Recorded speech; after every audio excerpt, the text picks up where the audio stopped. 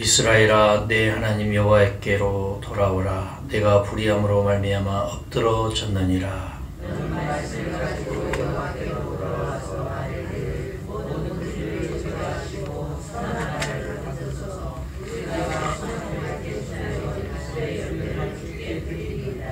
우리가 숫의 구원을 의지하지 아니하며 말을 타지 아니하며 다시는 우리의 손으로 만든 것을 향하여 너희는 우리의 신이라 하지 아니하오리니 이는 고아가 주로 말미암아 구원을 얻음이니이다 할지니라. 내가 그의 사랑을 붙이고 그의 사랑하리니 나의 진노가 그에게서 떠났으리라. 내가 이스라엘의 이슬과 같으리니 그가 백합화가 지피겠고 레바논 백향목과 지뿌리가 바뀔 것이라.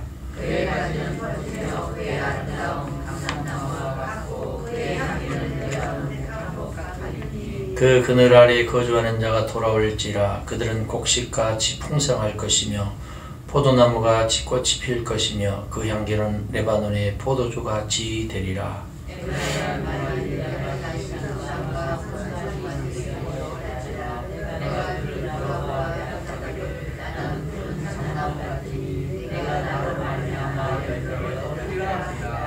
누가 지혜가 있어 이런 일을 깨달으며 누가 총명이 있어 이런 일을 알겠느냐. 여호와의 도는 정직하니 의인은 그 길로 다니거니와 그러나 죄인은 그 길에 걸려 넘어지리라. 아멘. 하나님 은혜를 감사합니다. 2018년 처음으로 드려지는 4일째 수요 기도회를 통해서 호세아 14장의 말씀을 통해서 주님의 음성을 듣고자 하오니 성령님 이 가운데 임재해 주시고 저희들의 믿음의 기도와 간구를 응답해 주심을 믿고 감사합니다. 저희들은 너무 부족하고 연약합니다. 죄인입니다. 그러기에 예수님이 우리에겐 너무도 절실히 필요합니다. 사람과의 관계가 꼬이고 우리의 가정이 평안하지 못하며 경제적인 궁핍함이 있어서 어찌할 바를 알지 못하는 그때에 주의 성령이 저희들을 다스려 주시고 강한 팔로 안수해 주시어서 이제는 더욱더 거듭남의 비밀을 깨우쳐 알게 하시고 죄 사함 받은 백성답게 이 땅에 살면서 예수 그리스도의 인격과 품성을 닮아갈 수 있도록 주여 축복해 주시옵소서. 모든 전폭 주님께 의탁하옵고 우리 주님 예수 그리스도 이름으로 간절히 축복하고 기도합니다. 아멘. 할렐루야. 하나님의 사랑과 은혜와 축복이 여러분의 심령과 가정 위에 충만하게 역사할 줄 믿습니다. 이미 봉독하신 말씀 5절 호세아서 14장 5절 말씀 같이 읽을게요. 내가 이스라엘에게 이슬과 같으리니 그가 백합화가 지 피겠고 레바논 백향목 같이 뿌리가 박힐 것이라. 아멘. 하나님의 은혜는 값없이 주어지는 선물입니다. 이 선물은 사도 베드로가 말한 대로 우리가 회개하여 예수 그리스도의 이름으로 세례를 받으면 죄사함을 얻고 성령을 선물로 얻는 것입니다. 그러므로 은혜와 선물 그리고 성령은 같은 의미를 가지고 있습니다. 사람들은 일희일비하죠. 일희일비. 본질이 아닌 것을 가지고 이 지엽적인 사소한 것을 가지고 목숨을 걸고 내 말과 내 생각이 진리인 것이냐 그렇게 관철되지 않으면 마치 데모대의 한 사람처럼 으쌰으쌰 하고 뒤에서 그렇게 막 야단법석을 떨기를 좋아하고, 근데 그것이 어떻게 보면은 성령에 사로잡힌 사람의 몸짓인지 아니면 마귀에 사로잡힌 자의 몸짓인지를 우리가 유념해야 된다 그 말이에요. 하나님의 성령을 받은 사람은 어떻게 하느냐? 조용히 말없이 잠잠히 주님을 바라보며 주님 뜻대로 살아가는 겁니다. 할렐루야.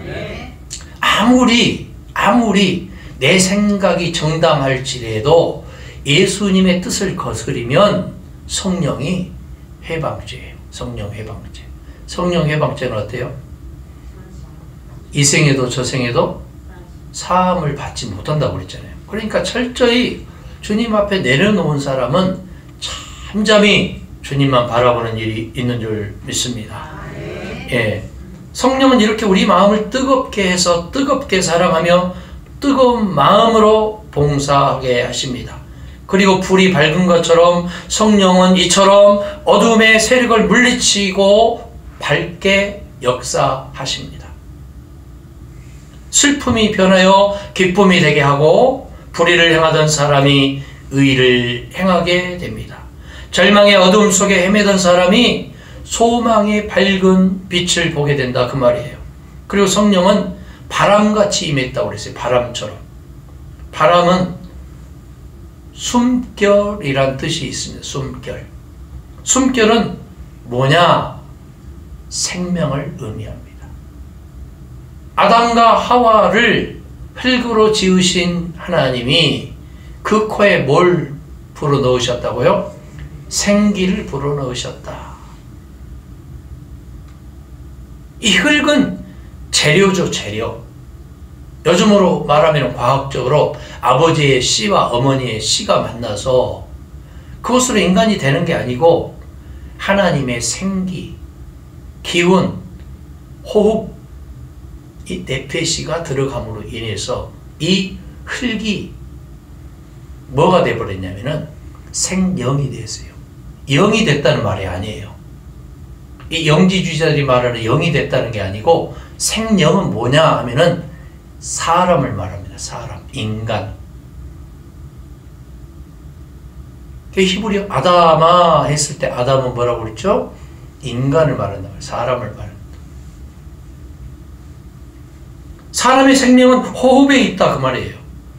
그래서 여러분 호흡이 끊어지면 어떻게 돼요? 살 수 있습니까? 없습니까? 죽죠. 기도가 막히면 어때요? 죽어요. 바람은 눈에 보이지 않습니다. 그러나 나무가 흔들리는 것을 보면 바람을 알 수가 있습니다.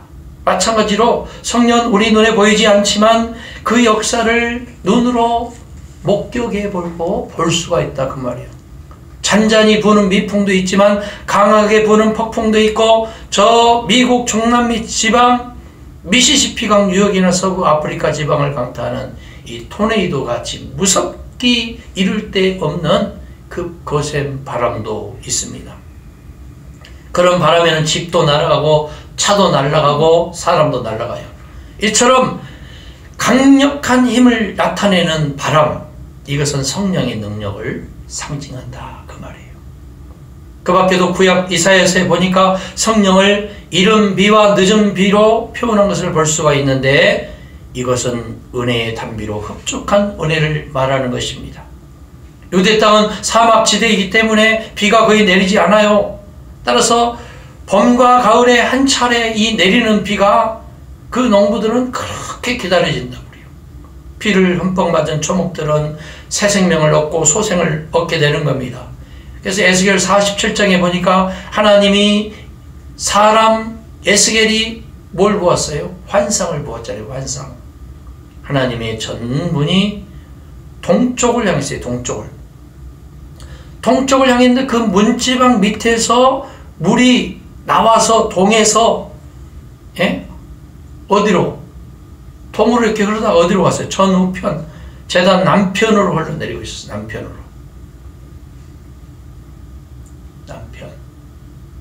예? 아내에서 남편으로 흘렀다는 게 아니고 동쪽에서 남쪽으로 흘렀다 그 말이에요. 그러니까 일천척쯤 나가보니까 물이 발목에 오르고 다시 일천척쯤 나가서 보니까 물이 어디에 흐르고 무릎에 흐르고 다시 일천척 나가서 보니까 물이 어디에 흐르고요? 허리에 흐르고 다시 일천척쯤 나가서 보니까 물이 깊어 헤엄칠 정도로 사람이 능히 건너지 못할 강이 되었다 했습니다. 그리고 강 좌우편에는 나무가 아주 많고 이 물이 동쪽으로 흘러 아라바로 내려가 바다에 이르니까 그 바다의 물이 소성함을 받았다 그랬어요. 여러분, 이토록 조그만 데서 출발했던 그 물이 개울물이 되고 하천물이 되고 강물이 되고 대가 된 것은 뭐냐면은 자연의 이치예요. 자연의 이치. 자연의 이치. 물은 어디서 어디로 흘러요? 높은 곳에서 낮은 곳으로 흐르죠. 똑같아요. 가정도 마찬가지예요. 높은 곳 어른에서부터 어린 아이에게까지 그렇게 영적인 흐름이 흘러가는 거예요. 그러기 위해서는 어른이 무릎을 꿇고 기도하면 이 어린애들도요 무릎을 꿇고 기도해요. 어른이 인사를 먼저 하면 애들도 따라서 인사를 해요. 어른이 긍정적인 마인드를 가지면 아이들도 긍정적인 마인드를 가져요. 근데 어른이 까칠하면 애들도 까칠해요. 그럼 애들이 뭐라고 해요? 어쩌라고 그래요. 누구한테 배운 거예요? 어른한테 배운 거죠. 유치원에 어린이집에 다니던 애들이 초등학교 가서 갔다 오더니 갑자기 뭘 하냐면 욕을 하죠. 욕을 하죠. 깜짝 놀래요, 부모가. 그러면서 부모가 뭐라고 그래요? 나쁜 친구를 가까이 하지 말으라고 그러죠. 사실은 누가 나쁜 친구예요? 내 아이하고 내 손주가 나쁜 친구거든, 사실은. 그 얘들은 누구에게 배웠을까요? 형아들한테 배우고, 형아들은 누구한테 배워요? 그 위에 형아들. 계속 형아하다 보니까 아버지도 되고 할아버지도 되는 거예요. 얘들이 처음부터 욕을 알았을까요? 모르는 거죠. 나쁜 버릇, 나쁜 말, 까칠한 얘기 알았을까요? 모르죠. 그 어른으로부터 흘러내리는 거예요, 그게. 어른이 잘해야 돼요, 그래서. 어른이 잘하면 애들도 잘합니다. 할렐루야. 그 강물이 이르는 곳마다 번성하는 모든 생물이 살고 고기가 심히 많아졌다고 그랬어요. 광자후에는 각종 실과나무가 자라서 그 잎이 시들지 않고 실과가 끊기지 않고 달마다 새 실과를 맺습니다. 또 그 물이 성소에서 나오기 때문에 마시면 시온에서 새 힘을 얻고 실과는 먹을만하고 그 잎사귀는 약 재료가 된다고 그랬습니다. 하나님의 은혜는 이렇게 우리 삶에 놀라운 축복이 되는 줄 믿습니다. 할렐루야. 근데 성령의 은혜는 꼭 이렇게 불같이 뜨겁게 임하거나 바람같이 강하게 역사하거나 비같이 흡족하게 내리거나 강물같이 넘치게 흐르는 것만은 아닙니다. 대개 성경을 상고해 보면 이와 같은 은혜의 역사는 일시적으로 임했습니다. 일시적으로. 물론 우리 믿는 사람 한 분 한 분 이와 같은 큰 은혜를 받아야 되겠어요. 그 한 가지 요긴한 것이 있는데 그것은 뭐냐면은 은혜의 이슬입니다. 은혜의 이슬. 여러분, 뱀이 뭘 먹고 자라냐면은 이슬 먹고 자라요. 이슬 먹고. 예? 이슬 먹고. 개미나 거미나 이런 곤충들이요, 여러분, 그 뭐 벌컥벌컥 막 그냥 먹고 자라는 게 아니에요. 이슬 먹고 자라는 거예요. 그죠? 이슬. 초목이나 곡식이 자라는데 비도 필요하지만 정말 필요한 게 뭐라고요? 이슬이란 말이에요. 이슬. 이슬은 위에서 내리기도 하지만, 예? 위에서 이슬이 내리기도 해요. 근데 이슬은 어때요? 땅에서 올라갔다가 다시 내려오는 것도 있어요. 그래서 잠언 19장에 보니까 그의 은택은 풀 위에 이슬 같도다 그랬어요. 신명기 33장에 보니까 야곱이 요셉에 대해 축복의 기도를 드릴 때에도 여호와께 복을 받아 하늘의 보물인 이슬 어디에 임하리로다? 정수리에 임하리로다. 정수리에. 사실 우리 심령이 항상 윤택하게 되고 자라는 데는 이슬과 같은 성령의 은혜가 꼭 필요한 줄 믿습니다. 그래서 우리 심령이 은혜의 이슬을 날마다 받아서 윤택해질 뿐더러 성장하고 열매를 맺어야 되겠다 그 말이에요. 더구나 오늘 주신 말씀을 생각할 때 자연히 이스라엘 민족의 그 사는 팔레스틴의 그 강우 사정을 아는 것이 이해에 도움이 되겠습니다. 이 팔레스틴 근방은 1년에 두 번의 그 우기가 있어요. 두 번의 우기. 성경에서 말씀한 대로 이른 비와 늦은 비가 있다 그 말이에요. 이른 비는 10월 말경, 그 다음 늦은 비는 4월 봄에 오는 비를 말합니다. 이와 같이 연중 두 번의 우기 외에는 이 팔레스타인 지역에는 거의 비가 오지 않습니다. 그래서 일반적으로 아주 메마른 땅이라고 말할 수 있습니다. 그 대신에 밤마다 이슬이 많이 내리기 때문에 초목이나 곡식이 윤택하게 자랍니다. 이슬은 신령한 의미로 보면 하나님의 축복의 표이고 은혜의 상징입니다. 팔레스타인 그 지방에 내리는 이른 비와 늦은 비만 가지고는 곡식과 초목이 자라기 넉넉할까요? 안 넉넉할까요? 예? 넉넉하지 않죠. 비 외에도 밤마다 흠뻑 내리는 뭐가 필요해요? 이슬이 필요해요. 이슬이. 마찬가지로 우리 심령에도 특별한 은혜의 소낙비가 필요하고 은혜의 불도 있어야 하지만 한 걸음 더 나아가서 항상 은혜의 이슬에 흠뻑 젖는 생애가 무엇보다도 요구되는 줄 믿습니다. 그래야 이 무성한 잎과 깊은 뿌리와 아름다운 꽃이 피고 거룩한 향기를 바라는 신앙생활이 된다 그 말입니다. 오늘 주신 말씀을 생각하는 가운데 하나님께서 우리 한 분 한 분에게 은혜가 이처럼 이슬처럼 임하게 되기를 바랍니다. 그러면 첫 번째로 이슬은 언제 내릴까요? 예? 이슬은 낮에 내리지 않고 언제 내려요? 밤이나 새벽에 내리죠. 욥기 29장에 보니까 내 뿌리는 물로 뻗어나가고 내 가지는 밤이 맞도록 이슬에 젖는다 그랬습니다. 이렇게 이슬이 밤중이나 새벽에 내립니다. 마찬가지로 우리 인생에게도 밝고 모든 것이 형통하는 낮과 같은 때도 있지만 때로는 어두운 밤 같은 역경의 밤, 환난의 밤, 슬픔의 밤, 실패의 밤, 좌절의 밤이 있습니다. 그런데 우리 편에서는 지척을 알 수 없는 처지요 희망의 밝은 빛이 보이지 않는 밤이지만 우리가 꼭 기억해야 할 것은 뭐냐면 이와 같이 캄캄한 밤이야말로 하나님의 은혜의 이슬이 내리는 때다 그 말이에요. 우리가 약할 때 주님을 의지함으로 주님의 강함을 체험하게 됩니다. 우리가 자신의 어리석음을 알고 주님을 의지할 때 하나님의 지혜로움을 깨닫게 됩니다.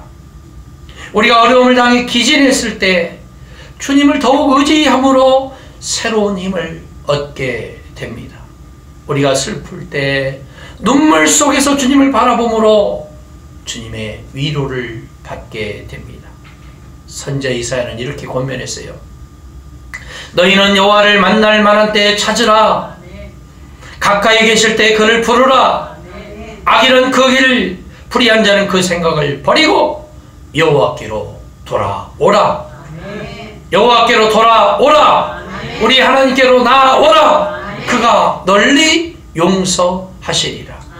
할렐루야. 시편 50편에 이렇게 말했어요. 환난 날에 나를 부르라. 내가 너를 건지리니 네가 나를 영화롭게 하리로다.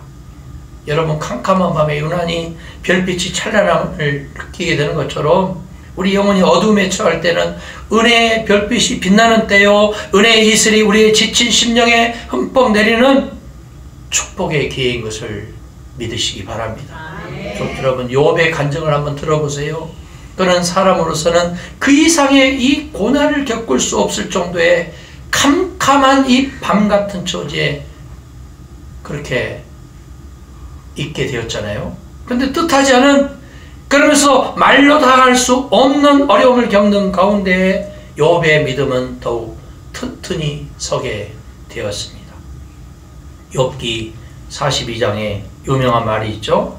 내가 고난당하기 전에는 죽게 대하여 귀로 듣기만 하였더니 고난을 겪은 이제는 눈으로 주를 뭐합니다? 배움나이다. 여러분 주님을 어떻게 눈으로 보겠어요? 예? 보이는 즉시 돌로 때려 죽여야 되거든. 근데 눈으로 보일 정도로 주님이 내 지척이 계시다 그 말이에요. 나와 함께 늘 계시다 그 말이에요. 내가 피부로 느낄 정도로 주님은 살아계셔서 역사한다 그 말입니다. 순간순간 나와 동행하시는 주님, 나의 기도에 응답하시는 주님, 나의 신음소리마저도 외면치 않으시는 주님. 할렐루야. 시편 기자도 말했어요. 고난당하기 전에는 내가 그릇 행하였더니 이제 고난당한 후에는 주의 말씀을 지키나이다. 바울을 보세요. 그가 어려운 환경 가운데 너에게 대해 두려워 떨고 있을 때 밤중에 주님께서 새로운 용기와 담력을 허락해 주셨잖아요. 우리가 캄캄한 밤을 견디기는 어려워도 사실은 우리 심령에 은혜가 막 이슬처럼 내리는 기회라고 생각할 때 감사하지 않을 수가 없어요. 할렐루야.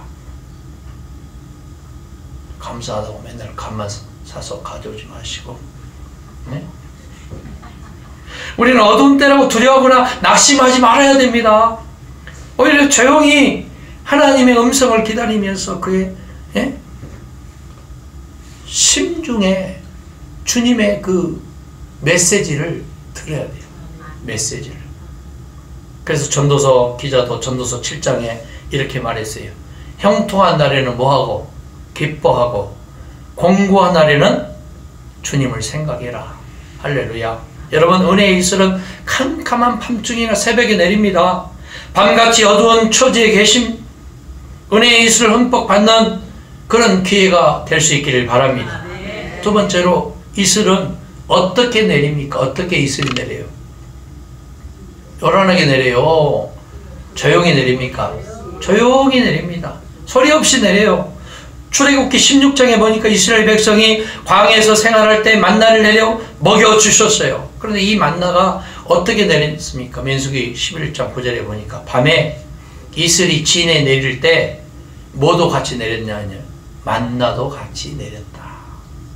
이슬이 소리 없이 조용히 내린 것처럼 은혜의 만나도 이슬과 같이 조용히 내렸다 그 말이에요. 사실 은혜로우신 하나님은 이 일을 하실 때에 조용히 하십니다. 이 광대 무변한 우주를 주관하실 때도 아무런 소리 없이 조용히 일하십니다. 어두운 세상을 태양으로 밖에 비출 때도 아무 소리 없이 조용하게 비추고 생명을 주시는 줄 믿습니다.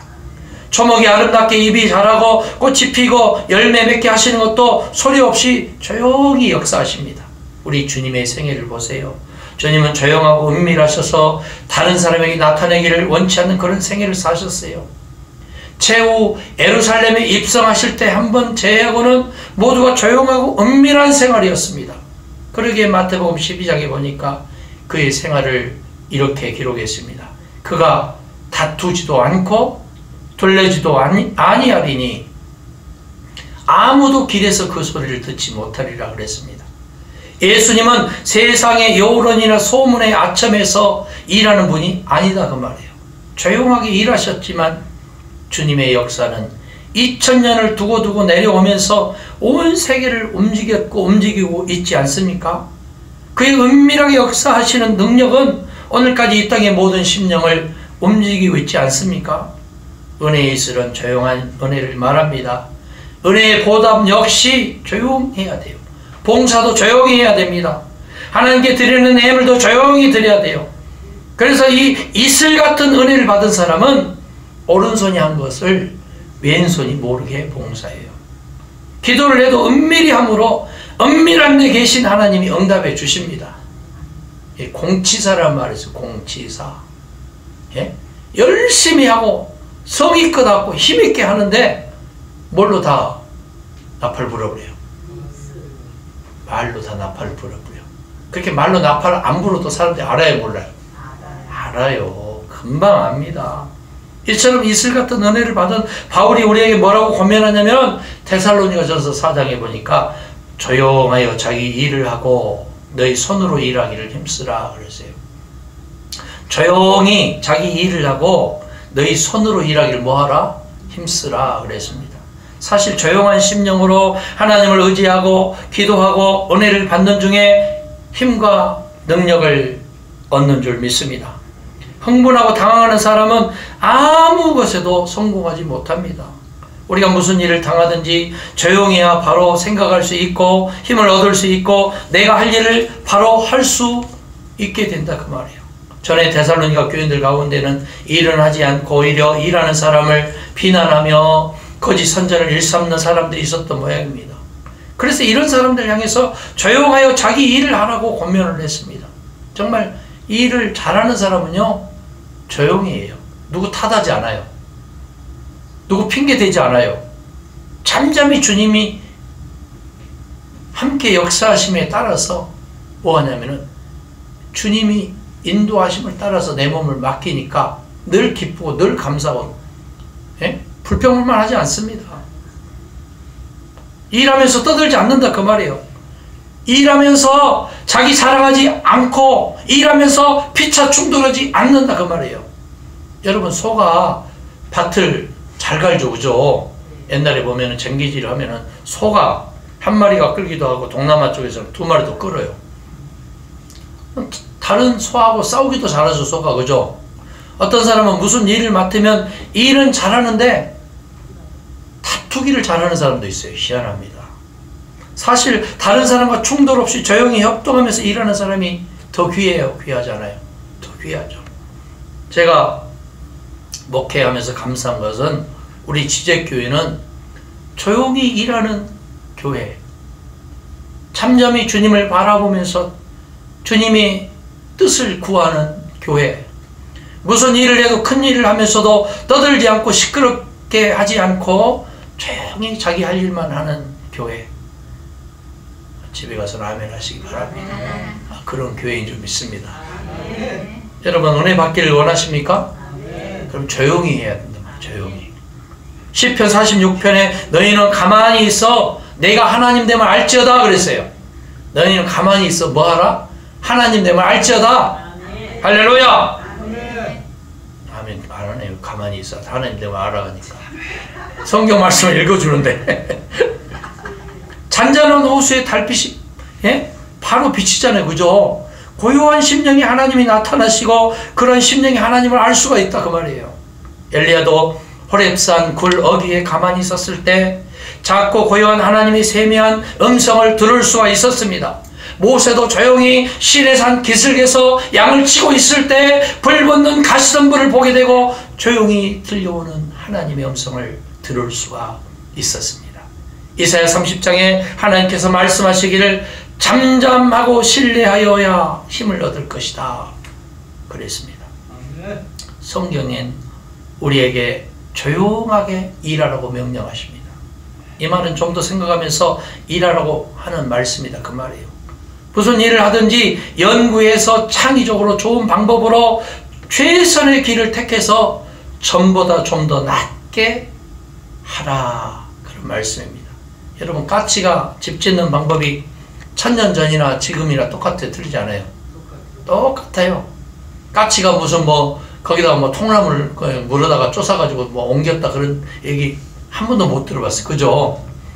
2000년 전에 5000년 전이나 1만 년 5억만 년 전이나 까치는요 집 짓는 방법이 똑같아요. 그러나 사람은 달라요. 왜 다르냐? 왜 달라야 되느냐? 사람에게는 하나님께서 뭘 주시냐면은 지력을 주시고 창의력을 주셨습니다. 이것은 조용하게 생각하면서 전보다 더 일을 잘하라고 하는 뜻인 줄 믿습니다. 여러분 이제 2018년도 무술년을 맞이하는 역사적 순간이 이제 다가왔고 벌써 3일이 됐잖아요. 그죠? 짐승의 세계는요 2018년이라고 해서요 달라지는 거 아무것도 없어요. 해돋이 짐승이 해돋이 보러 간다는 얘기 들었어요? 여러분? 해돋이 보러 간다고 들었어요? 짐승이 컴퓨터 한다는 소리 들었어요?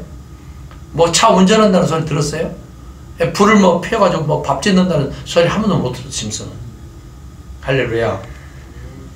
그러나 인간의 세계는 놀라운 변화를 가져왔어요. 소위 정보화 시대가 되어서 우리가 상상하지 못한 일들이 일어나게 될 겁니다. 또 그렇게 되어 왔고 되고 있습니다. 인간의 창의력이 발휘될 것이기 때문입니다. 그리고 조용히 일하라는 것은 자기 일을 하라는 뜻이 있다 그 말이에요. 자기 일을 해라. 저도 현대자동차 다니면서 지금부터 30년 전에 예? 내가 개발한 게 두 가지가 있어요. 두 가지. 한 가지만 오늘 소개할게요. 어디 가서 절대 청기 누설죄로 걸려드니까 얘기하지 마세요.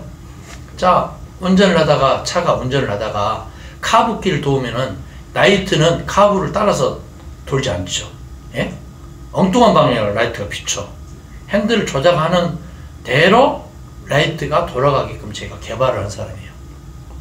놀라지도 않으시네. 대단하지 않아요? 근데 이게 25년이 지난 불과 5년 전에야 이게 세계화가 됐어요. 그 정도로 저는 30년 전에 이미 개발을 해놨는데 돈은 나한테 한 푼도 안 와. 희한합니다. 예. 그거예요, 그거. 그때 특허를 내야 되는데 특허가 뭔 줄 알았어야지. 여러분, 조용히 일하라는 것은 자기 일을 하라는 뜻이 있습니다. 사망 권세를 이기시고 부활하신 주님께서 시몬 베드로를 다시 불러 세우면서 주를 따르라고 말씀하실 때에 시몬 베드로가 그 옆에 있는 요한을 가리키면서 주여, 이 사람은 어떻게 되겠습니까? 이렇게 물었어요. 그러자 예수님께서 하시는 말씀이 그에게 대해서는 내가 다른 계획이 있지만 그것이 너에게 무슨 상관이냐? 너는 나를 따르라. 할렐루야. 우리가 다른 사람에 대해서 그가 어떻게 책임을 감당하는가 신경 쓸 것 없이 내 책임 누가 감당하면 돼요? 내가 감당하면 돼요. 세 번째로 은혜가 이슬처럼 내리면 어떤 축복을 받느냐면 이슬의 본성이 뭡니까? 이슬은 곡식과 초목을 새롭게 합니다. 장성하게 하고 꽃이 피게 합니다. 열매가 맺게 합니다. 여러분, 예? 온갖 동물들, 그런 짐승들, 생태계가 살아나는 역사가 있어요. 이슬이. 이 정도로 중요해요. 하나님께서 주시는 성령의 이슬이 우리 심령에 미치는 결과가 그렇다 그 말이에요.